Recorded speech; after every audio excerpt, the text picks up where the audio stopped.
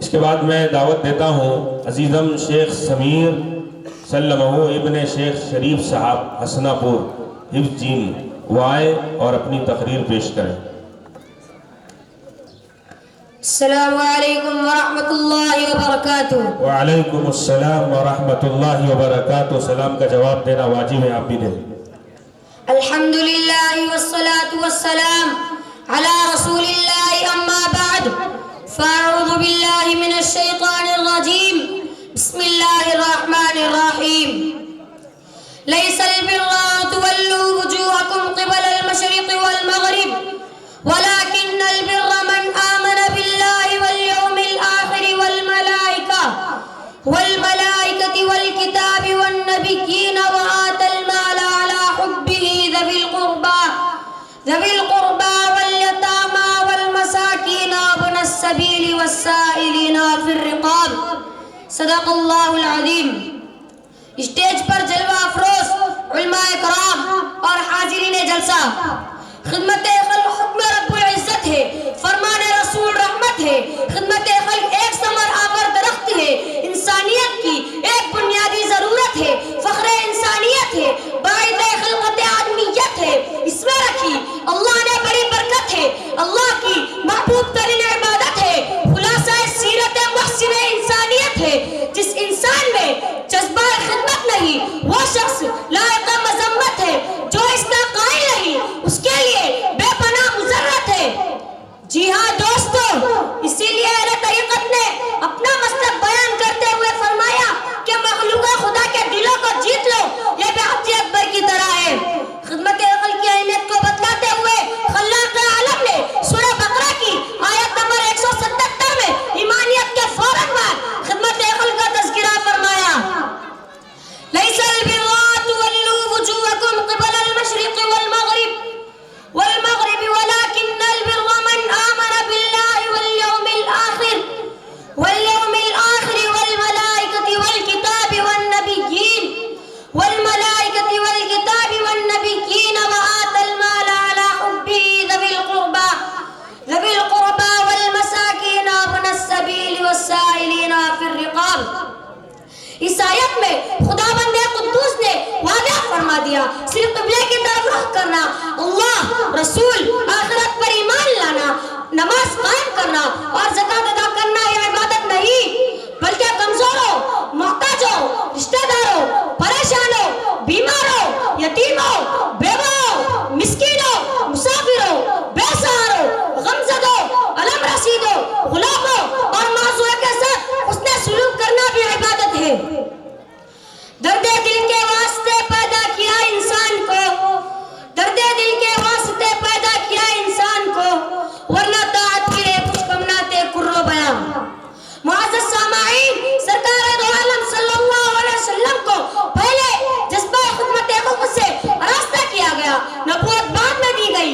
یہی وجہ ہے سرور مدینہ، کونین کے نگینہ، یتیم آمنہ حضرت سیدنا محمد رسول اللہ صلی اللہ علیہ وسلم پر جب پہلی وحی نازل ہوئی حضور گھبرائے تو اماں جان حضرت خدیجہ رضی اللہ تعالی عنہا نے جن الفاظ سے تسلی دی تھی وہ سب خدمت خلق ہی کے آئینے دار تھے۔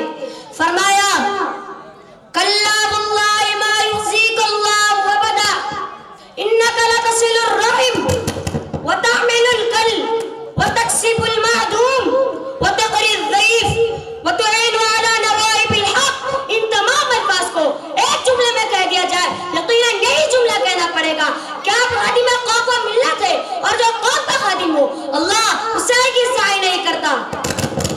محسن کائنات سیدنا محمد رسول اللہ صلی اللہ علیہ وسلم کی ساری زندگی خدمت خلق ہی کے آئینے دار تھی۔ چنانچہ نبوت سے پہلے حلف الفضول کا واقعہ، خانہ کعبہ کی تعمیر پر جھگڑے کو اپنے حسن تدبیر سے ختم کرنے کا واقعہ، نبوت ملنے کے بعد لوگوں کو راہ جنت دکھلانا، امت کو جہنم سے بچانے کے لیے تڑپنا اور گھلنا، ابو جہل سے یتیم کا حق دلوانا، ہجرت کے بعد رشتے مواقعات قائم کرنا، مسجد قباء و مسجد نبوی کی تعمیر کرنا، اصحاب صفہ کے قیام و تعام کا انتظام کرنا، یہ ساری قیام و تعام کا انتظام کرنا، یہ ساری چیزیں خدمت خلق نہیں تو اور کیا ہے۔ آؤ میں تمہیں خلفاء راشدین کے خلیفہ اول حضرت ابو بکر صدیق خلیفہ بننے کے بعد بھی بکریوں کا دودھ دو کر دیا کرتے تھے۔ ایک مرتبہ حضرت عمر حضرت ابو بکر سے ملاقات کے لیے تشریف لائے تو دیکھا کہ کئی محتاجوں کے نام لکھے ہوئے اور ہر ایک کے آگے ان کے خدمت گزار کا نام ہی درج ہے، مگر ایک بوڑھی عورت کے نام کے آگے کسی خادم کا ذکر نہیں۔ حضرت عمر نے چاہا کہ اس بڑھیا کا خادم میں بن جاؤں، چنانچہ رات کو اس بڑھیا کے گھر گئے، پتا چلا کہ خدمت ہو چکی ہے تو حضرت عمر نے اس بڑھیا سے پوچھا کہ آپ کی خدمت کون کرتا ہے؟ تو کہنے لگی میں نے آج تک اس کا نام نہیں پوچھا اور نہ ہی اس نے بتایا۔ پھر پوچھا وہ کیسا دکھتا ہے؟ تو کہنے لگی میں نے آج تک اس کا چہرہ نہیں دیکھا، وہ آ کر کہتا ہے پردہ کر لو اور میں پردہ کر لیتی ہوں۔ حضرت عمر اگلی رات گئے تو پتا چلا کہ آج کا بھی کام ہو چکا ہے، تو حضرت عمر نے ایک دن عشاء کے بعد ہی راستے میں بیٹھ گئے، دیکھا آدھی رات کو ایک شخص کمبل اوڑھا ہوا ننگے پاؤں آتا ہے، اس بڑھیا کی خدمت کر کر چلا جاتا ہے۔ حضرت عمر نے راستے میں پوچھ لیا من انتا، آواز آئی ابو بکر۔ حضرت عمر حیران ہوئے، فرمایا امیر المؤمنین آپ ایسے اللہ کی خدمت کرتے ہیں، ننگے پاؤں چلنے کا کیا مطلب؟ تو فرمایا کہیں جوتوں کی آواز سے کسی کی نیند میں خلل نہ پڑ جائے، کہو سبحان اللہ۔ یہی حضرت سیدنا ابو بکر صدیق ہے جنہوں نے سرکار دو عالم صلی اللہ علیہ وسلم کے اشارے پر گھر کا سارا ساز و سامان، بدن کے کپڑے، یہاں تک کہ گھر میں رکھی ہوئی سوئی بھی بارگاہ رسالت صلی اللہ علیہ وسلم میں پیش کر دی، تو رب ذوالجلال نے فوراً خوشی کا پروانہ آسمان سے بھیج دیا۔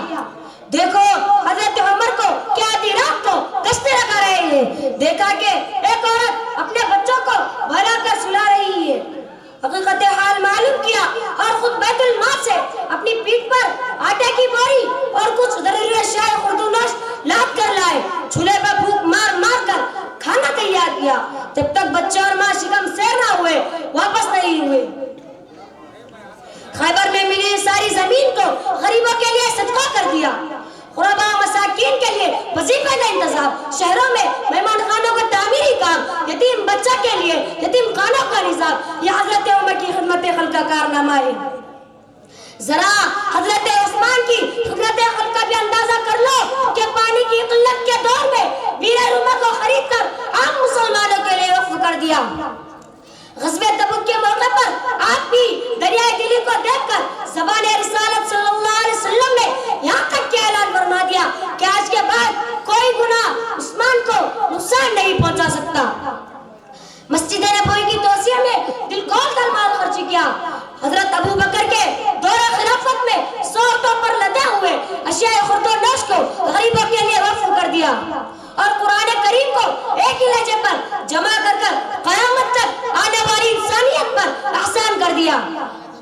یاد کرو خلیفہ چہارم داماد رسول شوہر بطول حضرت علی کرم اللہ وجہہ کے اس خدمت کو کہ انہوں نے زمین میں کنواں کھدوایا تو اس سے میٹھا پانی جاری ہوا، تو اعلان فرما دیا کہ کنواں فقراء و مساکین کے لیے وقف ہوئے۔ ان کے یہاں ہر وقت فیاضی کا دور چلتا تھا، دن بھر محنت کر کر چند کھجورے کما لائے، وہ بھی سائل کے مانگنے پر اس کے حوالے کر دیا۔ معزز حاضرین، آج خدمت خلق کا جذبہ کم ہوتا جا رہا ہے، جس کے نتیجے میں بھائی بھائی کو ایک گز زمین کے لیے قتل کرنے تیار ہے، ماں باپ کا کوئی پرسانی حال نہیں۔ ایک پڑوسی کے گھر میں میت ہو جائے تو دوسرا پڑوسی دیدار اور پرسے کے لیے بھی آمادہ نہیں ہے۔